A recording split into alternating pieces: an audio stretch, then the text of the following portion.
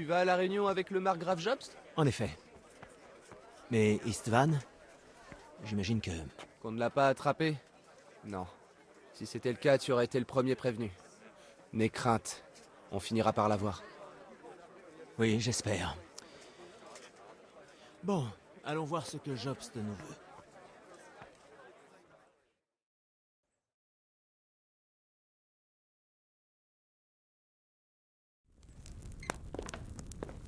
Mes seigneurs, puisse Dieu vous bénir. Et vous aussi, seigneur Capon. Et voici mon fils, Henri. J'ignorais que vous aviez un fils, seigneur Radzig. Ce fut également une surprise pour le jeune Henri. Cet homme ici présent est Jean II de Liechtenstein, un membre de mon conseil. C'est un honneur, messieurs. Joignez-vous à nous. Le margrave Jobst était sur le point de nous expliquer la raison de sa visite. Votre Altesse? Nous sommes tous d'accord, vos Altesses, pour dire que cette agitation doit prendre fin. Le royaume a besoin d'un roi. La question étant quel roi? Mon cousin, Venceslas IV, qui est actuellement retenu prisonnier. Je dois avouer, monseigneur, que votre réponse me surprend un peu.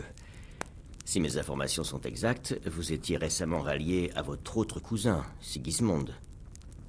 Je ne peux le nier, et j'ai toujours déclaré mes positions sans détour, mais les temps ont changé.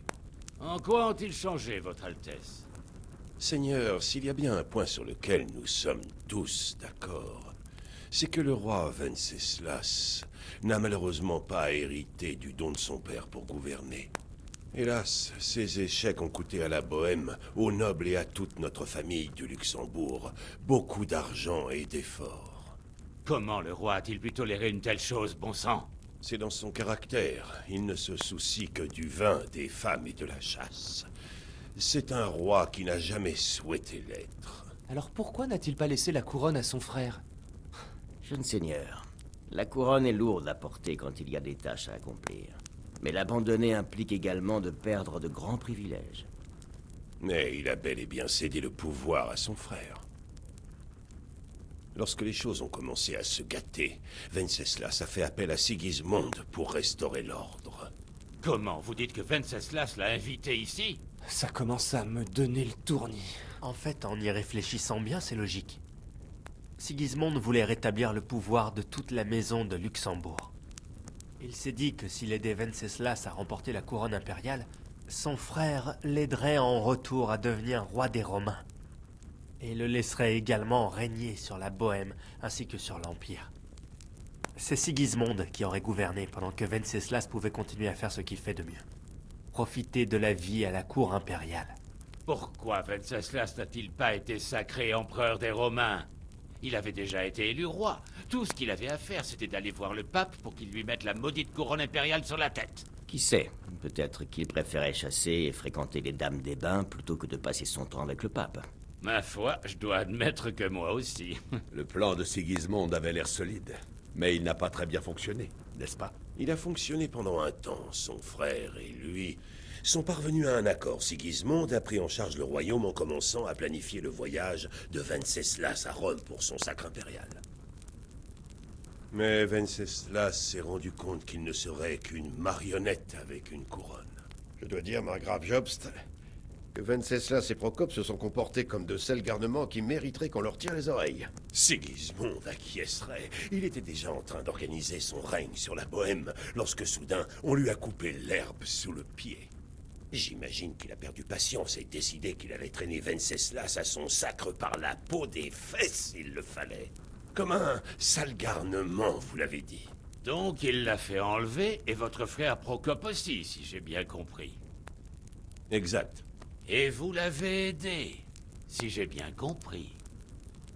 Oui, il est vrai que j'étais présent le jour où Sigismund a enlevé Procope. Je pensais que nous pouvions arranger les choses et ramener mon frère à la raison. Mais Sigismund voulait mettre fin au litige une bonne fois pour toutes, quel qu'en soit le prix. Il n'y avait rien à faire pour l'en empêcher. Et c'est une des raisons pour lesquelles je suis ici. Le pire, c'est d'avoir fait tout ça pour rien. Au lieu de mettre un terme à la révolte, ça n'a fait que l'amplifier, et le chaos qui règne aujourd'hui en est l'aboutissement. C'est vrai, Seigneur, mais je dois admettre que je ne suis pas sûr de bien comprendre votre position. Le roi est un incompétent, mais on doit le protéger. La vérité, messieurs, c'est que pour toutes les fautes de Venceslas, nous n'avons personne d'autre. Il va donc falloir supporter son oisiveté. Bah, mais les gens l'aiment bien. Mais qu'est-ce qu'il nous reste à faire? Sigismond a l'union seigneuriale derrière lui, Othon de Berg, Henri de La Rosenberg. situation nous échappe complètement. Même les nobles de l'Union seigneuriale se rendent compte que Sigismond n'était pas le choix le plus adéquat. Et voilà que Berg est notre allié. Est-ce qu'on est censé monter une armée avec lui et affronter Sigismond sur le champ de bataille? Nous ne sommes pas en Hongrie ici, de telles affaires peuvent être réglées élégamment sans conflit ni dépenses inutiles. J'ai négocié une alliance avec les évêques hongrois, les Polonais et bien évidemment la noblesse tchèque contre Sigismond.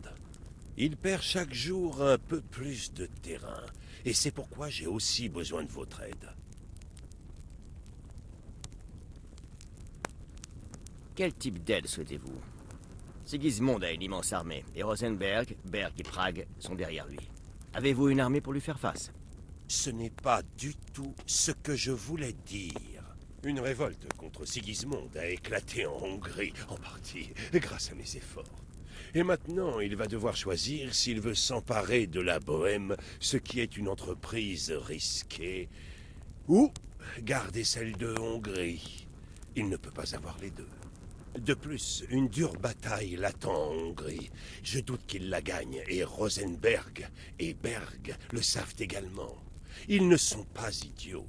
Si la noblesse de Bohême se tient les coudes, ils changeront de camp. Nous n'avons que peu d'importance, margrave. Radzig a tout perdu du fait de son alliance avec Venceslas. Le seigneur Divish a échappé d'un cheveu au même sort.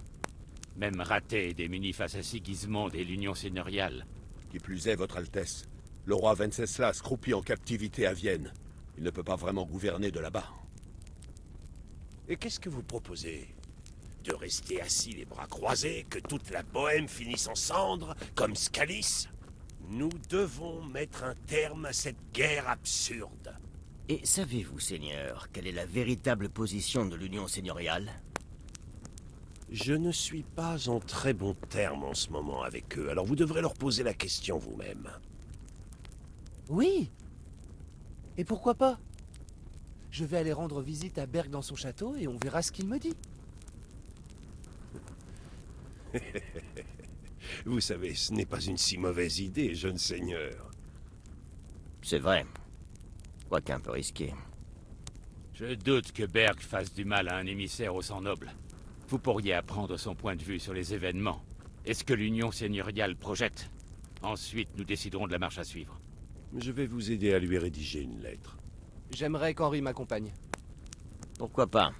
Il a prouvé qu'il était un enquêteur habile, et il fera un bon garde du corps si les choses tournent mal. Et j'enverrai le seigneur Jean à Kuttenberg, il sera mes yeux et mes oreilles. Je pense que vos deux rapports nous aideront à mieux cerner la situation.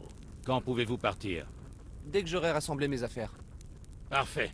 Le margrave Jobst et moi allons rédiger la lettre. Préparez-vous et retrouvons-nous plus tard.